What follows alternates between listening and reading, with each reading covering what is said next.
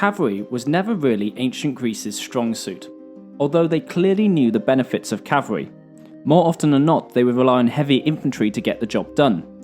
This all changed when Philip II revolutionised the Greek way of warfare, with a big part of that reform being the introduction of heavy cavalry.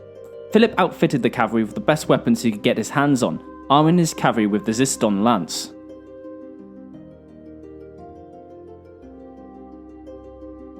The Xyston lance was a type of long thrusting spear, measuring about 3.5 to 4.25 meters or 11 to 14 feet. The lance was made out of strong but flexible cornel ash wood. This wood was chosen as it was both strong so it could withstand multiple strikes, whilst also being flexible enough to withstand the impacts. On both ends of the shaft were two spearheads, one larger than the other. The larger one was the main thrusting spear point, with the smaller one acting both as a counterweight and as a backup in case the main spear broke off.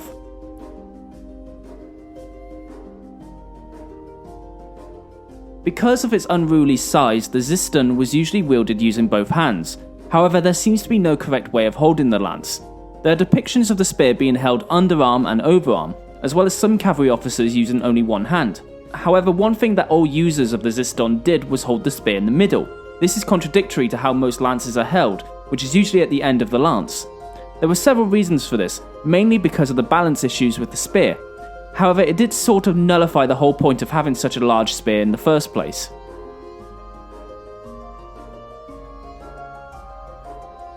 This brings us to the many disadvantages of the Xyston. One is that the spear was simply too long for its own good. Performing tight turns was cumbersome when riding along, and even more so when riding with other horsemen. The spear could simply get caught and trapped with other Xystons. As a result, when going into battle, more often than not, cavalry officers would swap out the Xyston with a shorter spear to avoid this problem. There is also the question as to what point the small spear point actually served. In theory, it could be wedged into the ground to brace for an incoming charge. However, when mounted, this was highly improbable.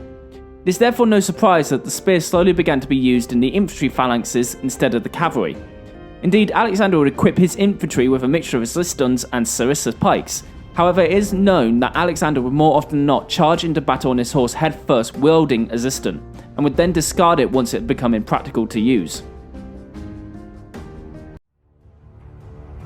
Thank you for watching and listening to our videos. Be sure to like, comment and subscribe if you've enjoyed. All sources are listed and linked in the description below. I've been the Ancient History Guy, and as always, I'll be seeing you later.